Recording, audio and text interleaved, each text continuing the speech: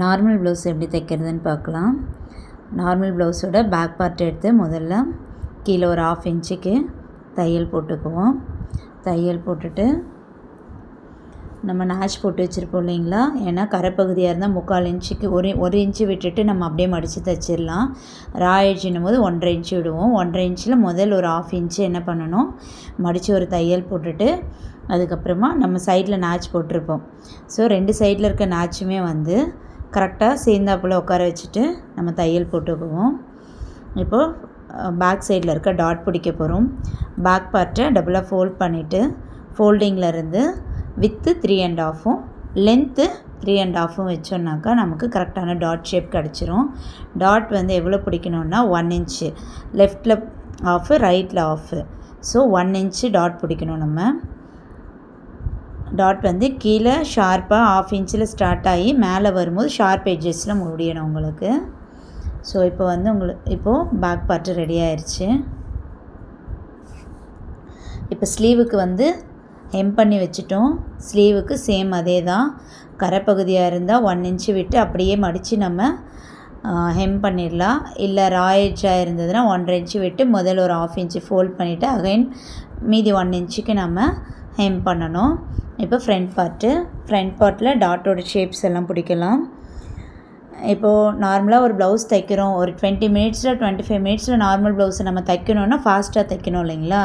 So அப்படி பண்ணும்போது என்னென்னா, ஒரு ப்ளவுஸோட 3 டாட்டையும் முடிக்கிறதுக்கு பதிலாக அடுத்தடுத்து வச்சுட்டே இருந்தோன்னா நம்ம சீக்கிரம் முடிச்சிடலாம். இப்போ வேஸ்ட் டாட் 2த்துலேயும் பிடிச்சாச்சு. சென்டர் டாட் பிடிச்சோம். அகைன் மறுபடியும் சென்டர் டாட் பிடிச்சிட்டு சென்டர் டாட் பிடிச்சிடுவோம். இப்போ ஹார்ம் டாட்டு, அதாவது நம்ம அந்த நூலை கட் பண்ணி இது பண்ணணும்னு இல்லாமல் சேர்ந்தாப்புலேயே வச்சு பண்ணோன்னா கொஞ்சம் சீக்கிரமாக வேலை முடிஞ்சிடும் நமக்கு. இப்போ அவ்வளோதான். ஒரு 5 மினிட்ஸ் கூட ஆகாது நமக்கு அந்த 3 டாட்டையுமே பிடிக்கிறதுக்கு 2 சைட்லேயுமே. ஸோ கப் ஷேப்பு கரெக்டாக வந்துருச்சு. 2 பக்கமே கப் ஷேப்பு. இந்த டாட்டை பிடிச்சிட்டு நம்ம வைக்கும் போது லெஃப்டில் 1 ரைட்டில் 1ன்ட்டு நமக்கு கரெக்டாக வரணும். அந்த கப் ஏதாவது ஒரு பக்கமே வந்ததுன்னா அப்போ நம்ம டாட் பிடிக்கிறத மாற்றி ரைட் சைடில் பிடிச்சிட்டோம். ஸோ அதனால தான் வந்து என்ன ஆகும்னா நமக்கு ராங்காக வரும். 2 கப் ஷேப்புமே ஒரே பக்கமாக வந்துடும். எப்போவுமே கப் ஷேப் முடித்த உடனே லெஃப்ட்டில் 1 ரைட்டில் 1 வச்சோன்னா கரெக்டாக தெரியணும் நமக்கு. ஓகேங்களா. இப்போ வந்து வேஸ்ட் பெல்ட்டு, அதாவது பட்டி எப்படி ஜாயின் பண்ணுறதுன்னு பார்த்துக்கலாம்.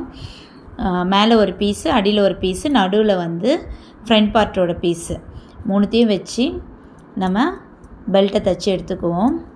அதாவது வேஸ்ட் டாட் பிடிக்கிறோம் இல்லைங்களா, அந்த டாட்டில் வர கிளாத்தை வந்து நம்ம அப்படியே சேர்த்து வச்சு பிடிச்சிட்டோன்னா ஒரு மாதிரி இழுக்கிற மாதிரி இருக்கும். ஸோ அதனால் அதை என்ன பண்ணணுன்னா கோன் ஷேப்பில் மடிச்சிடணும். கோன் ஷேப்பில் மடிச்சுட்டு இப்போ 3 கிளாத்து, அடியில் இருக்க பட்டி கிளாத்து, நடுவில் வந்து ஃப்ரண்ட் பீஸோட பார்ட்டு, அதுக்கு மேலே இன்னொரு பட்டி பீஸு. ஸோ இது எல்லாத்தையும் வச்சு என்ன பண்ணிட்டோம், தைச்சிட்டு இப்போ மேலே ரைட் சைடில் என்ன பண்ணணுன்னா படிமான தையல் போட்டுக்கணும். நமக்கு எந்த பக்கம் கீழே துணி ஷேப் வரணுமோ அந்த பக்கம் பார்த்த மாதிரி நம்ம படிமான தையல் போடணும். அடியில் லூஸ்லாம் இல்லாமல் கரெக்டாக அட்ஜஸ்ட்மெண்ட் பண்ணிடணும். ஏன்னா அடியில் நம்ம லூஸ் இருக்கா இல்லையான்னு பார்க்காம போட்டுட்டோன்னா அடியில் துணி சுருட்டிகிட்ருக்கோம்.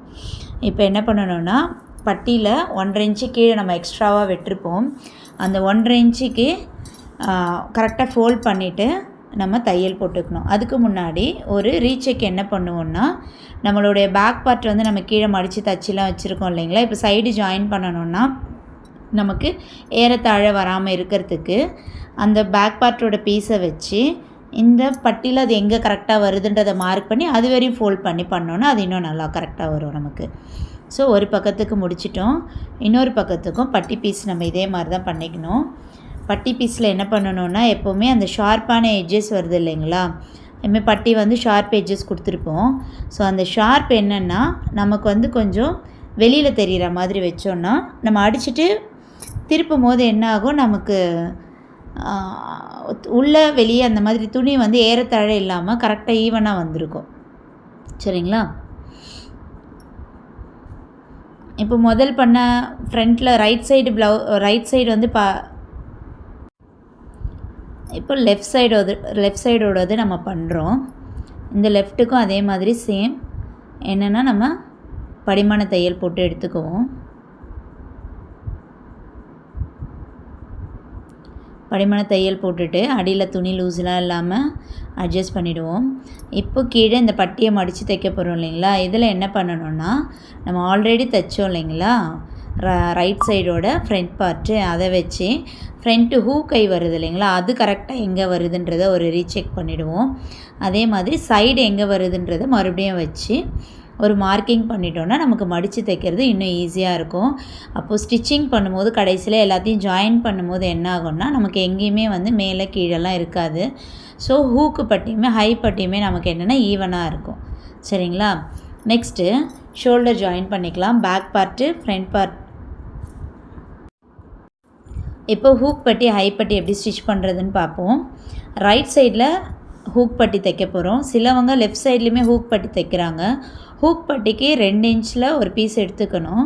எடுத்துகிட்டு ஹூக் பட்டி வந்து மேல் பாகத்தில் நல்ல பக்கத்தில் வச்சு ஸ்டிச் பண்ணி படிமான தையல் போட்டு உள்பக்கமாக திருப்பிடுவோம் நம்ம. ஸோ இந்த வீடியோவில் வர மாதிரி பார்த்துக்கோங்க. படிமான தையல் போடும்போது என்னென்னா துணியோடைய பிசிறு எதுவுமே வெளியில் தெரியாமல் நல்லா பதிஞ்சு அழகாக நீட்டாக இருக்கும். ஸோ அதனால் எப்போவுமே படிமான தையல் எந்த துணி உள்ளே போகணுமோ எந்த துணியை டேர்ன் பண்ண போகிறோமோ அந்த பீஸில் போடும்போது நமக்கு நீட்னஸ் வந்துடும். இப்போ கழுத்து வந்து நம்ம ஃபினிஷ் பண்ணலைன்றதுனால எக்ஸஸ் இருக்கிறத கட் பண்ணிடுவோம். நெக்ஸ்ட்டு லெஃப்ட் சைடில் வந்து 2.5 இன்ச்சு 2.5 இன்ச்சுக்கு 2.5 இன்ச்சு வித்து இருக்கிற மாதிரி கிளாத் எடுத்து நம்ம ஹை பட்டி ஸ்டிச் பண்ண போகிறோம். அதாவது ஹூக்கு பட்டிக்கு மேல் பாகத்தில், அதாவது நல்ல பாகத்தில் வச்சு நம்ம ஸ்டிச் பண்ணி அடியில் திருப்புவோம். பட்டு ஹை பட்டிக்கு என்ன பண்ணணும்னா அடியில் தான் நீங்கள் அந்த 2.5 இன்ச்சுக்கான துணியை வைக்கணும். அடியில் வச்சு ஒரு தையல் போட்டுட்டு அதை நம்ம நல்ல பக்கம் மேல் பக்கம் வச்சு தைப்போம். அடியில் இருக்குது பார்த்திங்களா, இந்த மாதிரி அடியில் வச்சு தைச்சிட்டு 1/4 இன்ச் அளவுக்கு தையல் போட்டுடணும். தையல் போட்டு எடுத்துகிட்டு இப்போ அடியில் இருக்கிற துணியை நம்ம கொஞ்சம் மடிப்பு வந்து அதிகமாக இருக்கிற மாதிரி வச்சுக்கணும். ஏன்னா பட்டியோடது சென்டரில் நம்ம ஹூக் அதில் ஃபிக்ஸ் பண்ணும் போது சென்டரில் இருக்க கேப்பை க்ளோஸ் பண்ணுற மாதிரி இருக்கணும். ஓகேங்களா? இப்போ அந்த 1/4 இன்ச்சுக்கு தையல் போட்டோம் இல்லைங்களா, அதுக்கு மேலேயே இந்த தையல் வரணும். எக்ஸஸை கட் பண்ணிவிடுவோம். இப்போ 1/4 இன்ச்சில் கைடோட அளவு வச்சு நம்ம ஒரு தையல் போட்டுக்கலாம். இந்த கைடோட அளவு வச்சு போட்டிருக்கோம் இல்லைங்களா, இந்த 1/4 இன்ச்சுக்குள்ளே தான் நம்ம என்ன பண்ணுவோன்னா இந்த ஹை கட்டுவோம். அப்போ ஹூக்கும் ஹையும் அது மேலே வந்து உட்காரும் போது அடியில் கொஞ்சம் துணி இருக்கும். ஸோ இந்த திக்னஸ், அதாவது உள்ளே இருக்க கேப் எதுவுமே தெரியாமல் இருக்கிறதுக்காக. ஷோல்டர் ஜாயின் பண்ணலாம். பேக் பீஸையும் ஃப்ரண்ட் பீஸையும் வச்சு ஷோல்டர் ஜாயினிங் பண்ணிவிடுவோம்.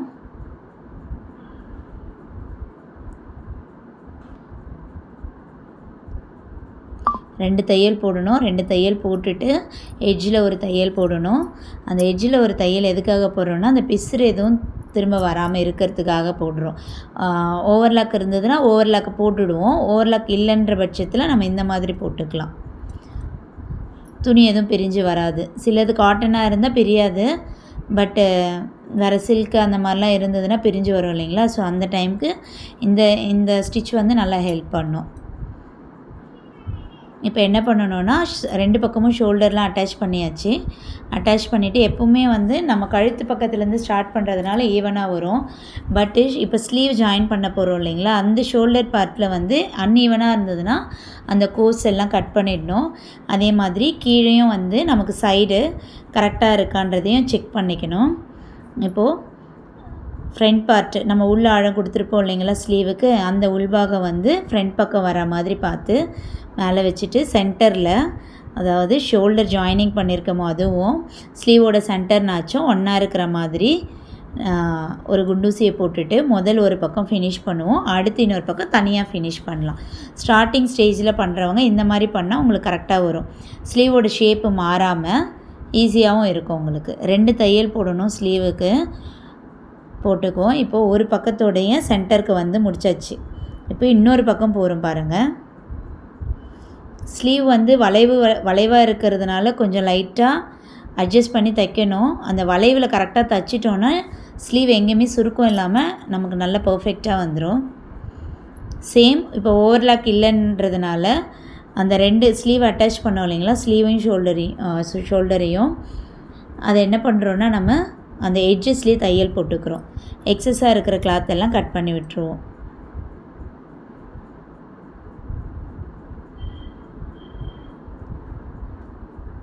நெக்ஸ்ட்டு ஸ்லீவையும் இதே மாதிரி எடுத்துக்கலாம். நம்ம ஸ்லீவில் எப்படி அந்த உள் வளைவு கொடுக்குறோமோ அந்த உள் வளைவு வந்து நமக்கு ஃப்ரண்ட் சைடில் தான் வரணும். ஃப்ரண்ட் சைடில் வரணுன்னா கரெக்டாக அதுக்கு நம்ம நாச்சஸ்லாம் போட்டு வச்சிட்டோன்னா நமக்கு தெரிஞ்சிடும். அதே மாதிரி நம்ம ஃப்ரண்ட் பார்ட்டு ப்ளவுஸோட ஃப்ரண்ட் பார்ட் இருக்குது இல்லைங்களா, அந்த ஃப்ரண்ட் பார்ட்லேயும் வந்து ஹார்மோல் வரையும் போது அந்த வளைவுக்காக கொஞ்சம் உள்ளே தள்ளி தான் ஒரு 1/4 இன்ச்சு சென்டர் பாயிண்ட் மார்க் பண்ணி உள்ளே தள்ளி தான் வரைவோம். ஸோ அதனால் அதையும் ஜாயின் பண்ணும்போது நமக்கு ஷேப் கரெக்டாக வரும்.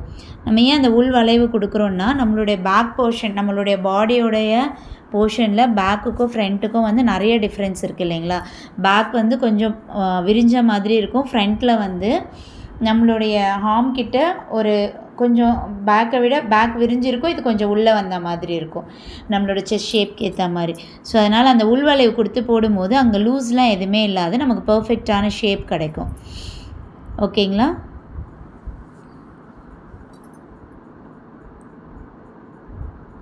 இப்போ சைடெல்லாம் ஜாயின் பண்ணிக்கலாம். நம்ம சைடு ஜாயின் பண்ணுறதுக்கு ஸ்லீவோட வித்து எவ்வளவோ அந்த ஸ்லீவோட வித்தை மார்க் பண்ணிக்குவோம்.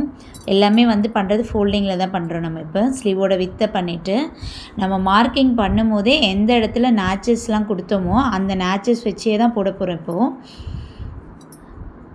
நம்ம தையல் போட்டிருக்கிறத வச்சே தான் போடுறோம். எக்ஸஸை கட் பண்ணிவிடுவோம். 3/4 இன்ச்சு கைடோட அளவு வச்சு 3 தையல் போட்டு எடுத்துக்கலாம்.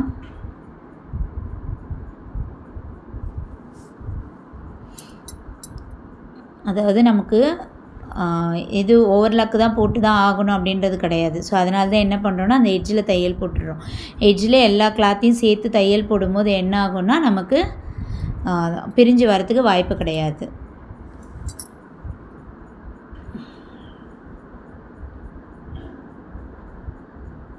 வேஸ்ட்டோட வித்தையும் மார்க் பண்ணியாச்சு.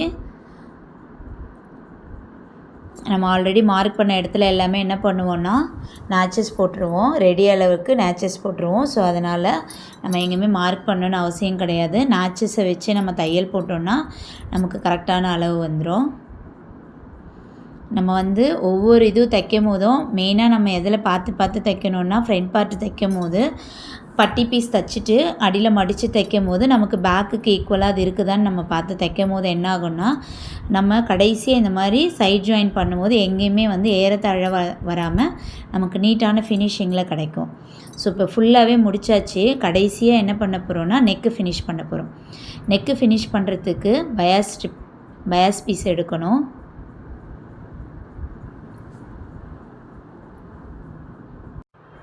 அதுக்கு முன்னாடி நம்ம தைச்சிட்டோம் இல்லையா, சைடு ஜாயின் பண்ணது எல்லாமே சரியாக இருக்கான்னு செக் பண்ணியாச்சு. பயாஸ் ஸ்ட்ரிப் எடுத்து அந்த பயாஸ் ஸ்ட்ரிப்பை வந்து நம்ம ஜாயின் பண்ணுறோம். கிராஸில் தான் எடுக்கணும். பயாஸ் ஸ்ட்ரிப்பு கிராஸில் எடுத்து ஜாயின் பண்ணிவிட்டு எத்தனை பீஸ் நமக்கு தேவையோ அத்தனை ஜாயின் பண்ணிக்குவோம். ஜாயின் பண்ணிவிட்டு மேலே படிமான தையல் போட்டுட்டோன்னா இன்னும் நல்லா ஸ்ட்ராங்காக இருக்கும் பயாஸ் ஸ்ட்ரிப்பு. அதே மாதிரி ஓரளவுக்கு ஒரு 3 பீஸ் 4 பீஸ் ஒட்டு கொடுக்கலாம். ரொம்ப குட்டியாக எடுத்து நிறையெல்லாம் ஒட்டு கொடுத்தோன்னாக்கா அந்தளவுக்கு நல்லா நீட்னஸாக இருக்காது, பிரிஞ்சு வரத்துக்கும் வாய்ப்பு இருக்குது. ஓகேங்களா. இப்போது 2 பீஸையும் ஒன்றா சேர்த்து எட்ஜஸில் தையல் போட்டுருவோம். ஸ்ட்ரெயிட்டாக எட்ஜஸில் தையல் போட்டு எடுத்துக்கலாம் பயாஸ் ஸ்ட்ரிப்பு. இந்த பயாஸ் ஸ்ட்ரிப்லேயே வந்து இந்த மாதிரி பீஸ்லேயே நம்ம ரவுண்ட் நெக்கு பண்ணலாம், பா நெக்கு, வி நெக்கு எல்லாத்துக்குமே இதை நம்ம யூஸ் பண்ணலாம். மொரோவர் நம்ம சுடிதாஸ்க்கு எல்லாமே குர்த்திக்கெல்லாம் கூட நெக் ஃபினிஷிங் வந்து இதை வச்சு பண்ணிக்கலாம் நம்ம. இப்போ இதை தைச்சாச்சு. சைடில் இருக்கக்கூடிய எக்ஸ்ட்ரா கோஸ் இருக்கிறத எல்லாமே கட் பண்ணி எடுத்துருவோம்.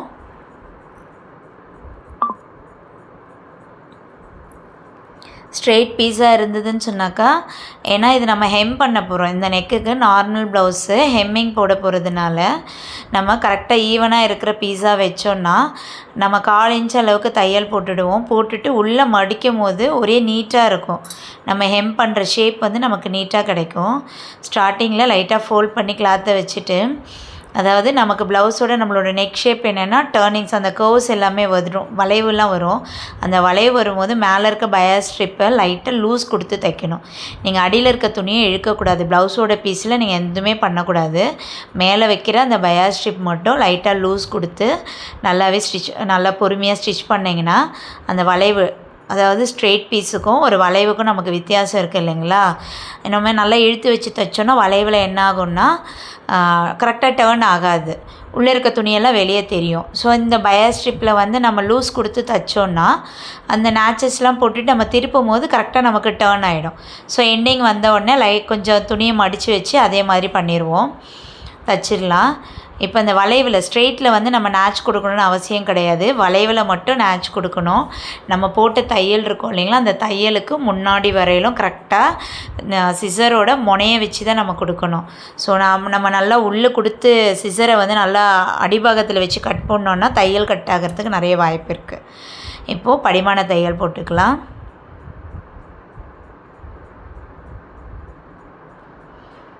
படிமான தையல் எந்த பீஸ் உள்ளே போகணுமோ அந்த துணியில் தான் போடுறோம், ஓகேங்களா? பயாஸ் ஸ்ட்ரிப்பில் போடுறோம் படிமான தையலை.